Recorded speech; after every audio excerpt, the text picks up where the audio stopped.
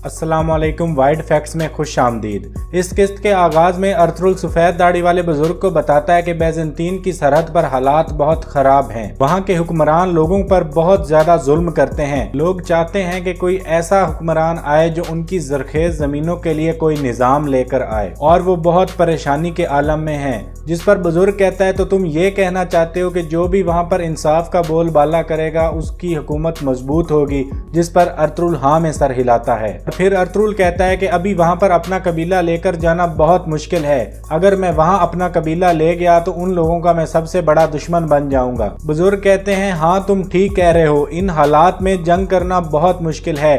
जिस पर अरतुल कहता है कि इंशाल्लाह एक दिन मैं अपना कबीला जरूर वहाँ ले जाऊंगा। दूसरी तरफ मेहमान खाने में तानगुत आया हुआ था। सादुद्दीन उसे कहता है, ना सिर्फ मैं तुम्हें नयान दूंगा बल्कि आगोज खान की मोहर भी दूंगा। तुम ये मोहर लेकर ओगेडे खान के पास जाना और जो मर्जी चाहो ओहदा ले लेना। जिस पर तानगुत सादुद्दीन कोपेक से कहता है कि मैं तुम्हारा ये एहसान कभी नहीं भूलूंगा, लेकिन हर एहसान की एक कीमत होती है, और इस एहसान की कीमत ये है कि तुम ओगेडे खान को बताओगे कि नया सुल्तान सादुद्दीन कोपेक होगा और वो मेरी मदद करेगा। ये सुनकर तानगुत कह के मारकर हंसने लगता है और कहता है, तुम और वो भी सुल्तान? ये देखकर सादुद्दीन कोपेक मोहर अपने दूसरे हाथ में कर लेता है। जिस पर तानगुत कहता है, ठीक है सादुद्दीन, ठीक है, तुम्हारी वजह से मुझे ताकत मिल रही है। मैं तुम्हारी हर मुमकिन मदद करूंगा और तुम्हें सुल्तान बनाने में कोई कसर बाकी नहीं छोड़ूंगा। उसके बाद सादुद्दीन कोपेक मोहर उसके हवाले करता है और उसे कहता है, तो फिर तुम नयान को ले जाओ और मेरे कैदी कमांडर मुझे वापस कर दो। दूसरी तरफ आहलद में अरतुल को एक नई तलवार दी जाती है। बुजुर्ग कहते हैं, अल्लाह करे ये तलवार मजलूमों के लिए नई उम्मीद पैदा करे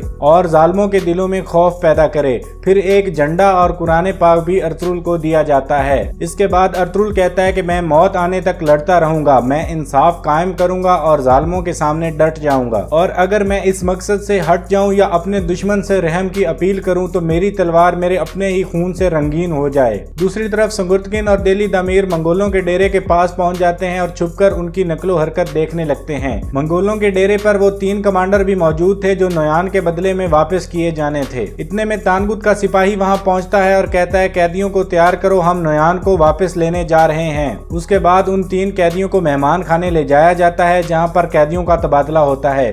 3 कैदियों के बदले में नयान को रिहा कर दिया जाता है।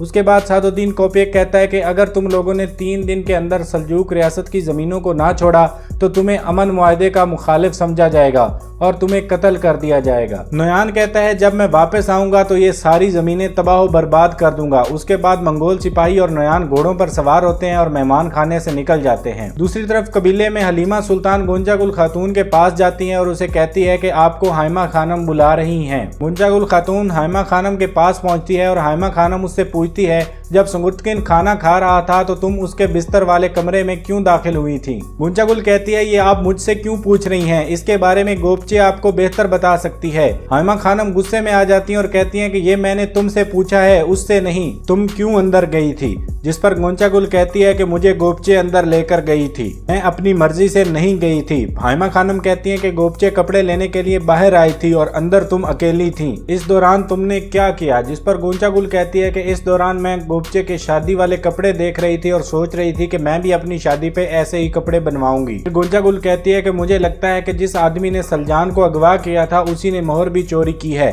जिस पर हाइमा खानम कहती है कि जल्द या बाद देर से पता चल जाएगा कि मोहर किसने चोरी की है और फिर मैं उसे कबीले के दरमियान लटका दूंगी और उसे कोई भी नहीं बचा सकेगा। दूसरी तरफ गुमुश्तकिन अपने खेमे में सोना बोरी से निकाल कर अपने सामने रख रहा था। इतने में आयतोलन खातून वहां पर दाखिल होती है और पूछती है कि इतना सोना कहां से आया भाई? जिस पर गुमुश्तकिन कहता है कि ये सबसे तेज तलवार है जो मैं इस्तेमाल करूंगा। इस तलवार से मैं अपने रास्ते में आने वाली हर रुकावट को दूर कर दूंगा। फिर गुमुश्तकिन उसे बताता है कि ये सादुद्दीन की तरफ से आया है। उसके बाद गुंजागुल भी वहां पर पहुंच जाती है और बताती है कि हाइमा खानम ने मुझे बुलाया था और मुझसे तफ्तीश की है, लेकिन आप परेशान ना हो, मैंने उन्हें मुतमईन कर दिया है।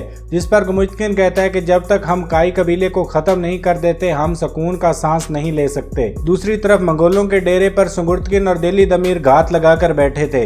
इतने में वहां पर तानगुत और नयान पहुंच जाते हैं। संगुर्तकिन अपने तीर का निशाना बांध लेता है और दिली दमीर से कहता है कि मेरा निशाना नोयान है, लेकिन अभी हमें इंतजार करना होगा, देखते हैं क्या होता है। नोयान घोड़े से उतरता है और कहता है कि मेरे बच्चे मुझे देखकर खुश नहीं हुए, जिस पर तानगुत बताता है कि ये बहुत परेशान है, ये तुम्हें किसी घिसे हुए कुत्ते की तरह देख नहीं सकते। उसके बाद तानगुत और सारे मंगोल सिपाही अपनी तलवारों पर हाथ रख लेते हैं, जिस पर नोयान कहता है कि मेरे बच्चे अपने ही बाप के खून के प्यासे हो गए हैं। तानगुत हंसने लगता है और जाकर सिपाहियों के साथ खड़ा हो जाता है। नोयान कहता है ओगेडे तुमसे इस दिन का हिसाब लेगा।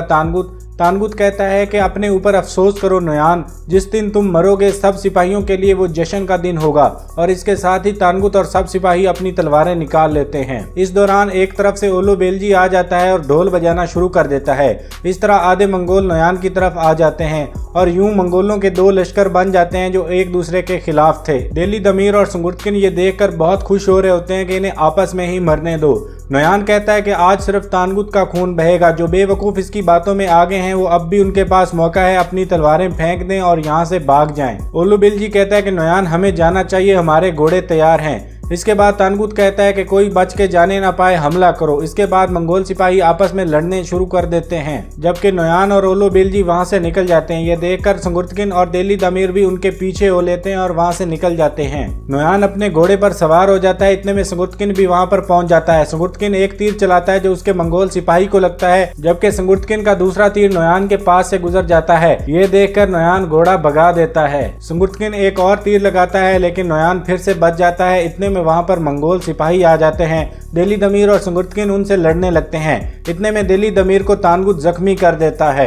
एक मंगोल सिपाही दिली दमीर को खंजर मारता है, जबकि तानगुत दोबारा वापस आकर दिली दमीर के सीने में खंजर घोंप देता है। दिली दमीर शदीद जख्मी होकर नीचे गिर जाता है। इतने में संगुर्तकिन भी वहां पर पहुंच जाता है और वो दिली दमीर को बचाने की कोशिश करता है। तानगुत और संगुर्तकिन आपस में लड़ रहे होते हैं कि तानगुत की जेब से मोहर गिर जाती है, जो कि संगुर्तकिन भी देख लेता है। तानगुत वो मोहर उठाने लगता है, लेकिन संगुर्तकिन ऐन मौके पर वार करता है और तानगुत का हाथ काट देता है। और उसके बाद वो कुछ मजीद वार करके तानगुत को मार देता है। उसके बाद भागकर वो दिली दमीर के पास जाता है, जो कि अपनी जिंदगी की आखिरी सांसें ले रहा था। दिली दमीर संगुर्तकिन से कहता है कि मेरी बेटी का बदला जरूर लेना। तो कलमा शहादत पढ़ता है और शहीद हो जाता है। दूसरी तरफ अर्तुरुल और उसके साथी कबीले में वापस पहुंच जाते हैं। अर्तुरुल कबीले के दाखिली दरवाजे पर रुक जाता है और परेशान हो जाता है। तुर्गुत पूछता है क्या हुआ भाई, जिस पर अर्तुरुल कहता है कुछ नहीं।